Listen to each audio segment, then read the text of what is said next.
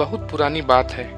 एक बार एक व्यक्ति ने तय किया कि उसे इस जीवन के हर मोह माया को त्याग देना है और सन्यासी बनना है। और वह यह सोच अपने गुरु के पास गया और कहा, मुझे सन्यासी जीवन जीना है। गुरु ने पूछा, क्या तू सच में सन्यासी बनना चाहता है? तब गुरु ने कहा, ठीक है, आज के बाद से तू मुझसे कभी नहीं मिलेगा।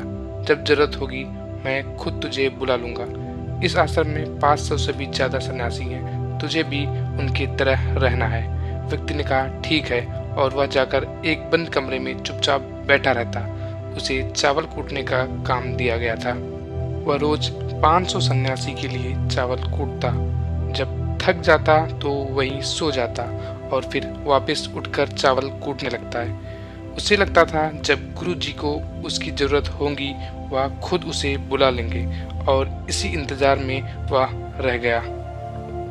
वह सुबह से शाम तक बस चावल कूटता रहता, क्योंकि गुरु जी ने उसे यही करने को कहा था। 12 सालों तक यही चलता रहा, लेकिन तब तक वह बेहद शांत हो गया था। उसके मन में न कोई विचार, न कोई अड़चन, वही इसी काम में लगा रहता था। 12 सालों में यह उसकी दिनचर्या बन चुकी थी। 12 साल बाद गुरु को लगा अब उसके जाने का वक्त आ गया है। उसने सब में यह घोषणा करवा दी कि जो भी मेरा उत्तराधिकारी बनना चाहता है वह रात में मेरे कमरे की दीवार को फांदकर और 4 पंक्ति लिखकर जाएगा। उस पंक्ति में जीवन को कैसे सही तरह से जीना है उसे लिखना होगा, लेकिन यह उसे स्वयं से लिखना है, खुद के अनुभव बताना है। सभी गुरु को मानते थे, उनके शिष्य थे, लेकिन सब उन्हें इस तरह धोखा नहीं देना चाहते थे। उनके आगे खुद को प्रस्तुत करना आसान नहीं था। हिम्मत तो सभी शिष्य में थी, लेकिन यह काम कोई करना नहीं चाह रहा था। उन्हीं में से एक विद्वान शिष्य ने यह कर दिखाया। उसने दीवार फांदकर कमरे की दीवार पर 4 पंक्ति लिख दी, जिसमें लिखा था, मन एक दर्पण की तरह है जिसमें धूल जम जाती है। उस धूल को साफ कर दो, सत्य अनुभव में आ जाता है और सत्य मिल जाता है। वह गुरु उठे तो उन्होंने देखा और बोला, यह किस मूर्ख ने मेरी दीवार खराब कर दी, उसे पकड़कर लेकर आओ। लेकिन वह विद्वान यह लिख रात में ही भाग गया था, क्योंकि यह विचार उसके नहीं थे। उसने जाते समय अपने मित्रों से कहा था कि अगर गुरु को यह लाइन पसंद ना आ जाए तो मुझे बता देना, परंतु अगर वह क्रोधित हो जाएं तो उन्हें मेरा पता मत बताना। सब चिंतित हो गए थे। सभी लोग यह मानते थे कि इतनी सुंदर शब्द तो है, मन एक दर्पण की तरह है जिसमें शब्दों विचारों की धूल जम जाती है। वही उसे साफ कर दें तो सत्य का प्रतिबिंब दिखाई देने लगता है। इसमें कहाँ कुछ गलत है? गुरु कुछ ज्यादा ही सख्त हैं, देखते हैं वह इससे ऊंची बातें कहाँ से लाते हैं। पूरे आश्रम में यही बातें चल रही थी।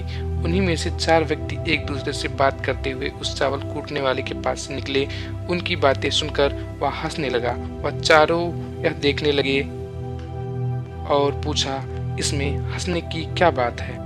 तब वह बोला कि सही तो कह रहे हैं गुरुजी, किस नासमझ ने यह लिखा है। यह सुन वह चारों भड़क गए और बोले, तुम क्या जानो, इसका मतलब इतने सालों से बस चावल ही कूट रहे हो, तुम्हें शास्त्रों के ज्ञान के बारे में क्या पता? अगर इतनी लाइन गलत है तो तुम बताओ, इससे अच्छा कोई शब्द बताओ। व्यक्ति बोला, ठीक है, मैं बता दूंगा, लेकिन मैं इतने सालों से चावल कूटते कूटते लिखना भूल गया। किसी को लिखना पड़ेगा, और हाँ, यह जान लो, मुझे उत्तराधिकारी बनने का कोई शौक नहीं। अगर मुझे यह उपाधि मिली तो मैं कान पकड़ूं और विचार नहीं बताऊंगा। तब उन चारों ने कहा, अरे तू हमें बता, हम लिखते हैं। व्यक्ति ने कहा, लिखो। कैसा दर्पण, कैसी धूल, ना कोई दर्पण ना कोई धूल, जो इसे जान लेता है सत्य को प्राप्त हो जाता है। आधी रात को यह पढ़कर गुरु उस चावल कूटने वालों के पास गए और कहा, अब तू यहाँ से भाग जा, वरना ये 500 के 500 तुझे मार डालेंगे। मेरा चोगा ले, तू मेरा उत्तराधिकारी बनना चाहे या ना चाहे, इससे कोई फर्क नहीं पड़ता, लेकिन मैंने तुझे ही अपना उत्तराधिकारी माना है और अगर यह बात इन सबको पता चल गई कि तू यह बर्दाश्त नहीं कर पाएंगे कि एक चावल कूटने वाले उत्तराधिकारी कैसे बन गया, वह सत्य को प्राप्त हो गया और आत्मज्ञान को प्राप्त हो गया और यह शास्त्र जानने वाले सर पीटते रह गए, इसलिए तू यहाँ से दूर भाग जा। अतः एक बार गौतम बुद्ध ने भी अपने शिष्य से कहा था कि जब तुम्हारे अंदर भी विचार आना बंद हो जाएंगे, उस दिन तुम सत्य का अनुभव करोगे, खुद को ब्रह्मांड को समझ पाओगे और यही बुद्धत्व प्राप्ति का पहला कदम है। मन को शांत करने का पहला तरीका जो बौद्धिक ग्रंथों में बताया गया है वह है खुद के विचारों पर काम करना है। आपके अंदर क्या चल रहा है उसे अच्छी तरह समझना, ना कि अपने विचारों को कहीं भी दबाना। ऐसा करना गलत है। मन भटकेगा, बार बार भटकेगा। लेकिन जब भी आपको ऐसा लगे, आप तुरंत अपने विचारों का निरीक्षण करना शुरू कर दें। आप खुद कुछ बात या नोटिस करेंगे कि आप अपने विचारों को लंबे समय तक ऑब्जर्व करने लगे हैं। हर तरह के अच्छे बुरे विचार आपके मन में आ रहे हैं, लेकिन आप उसके साथ किसी भी तरह की छेड़खानी नहीं करते हो। एक समय आने पर आप खुद के विचार पर आराम से कंट्रोल कर लेंगे। आप आने वाले कल या बीते कल की चिंता ना करके अपने वर्तमान में जिएंगे।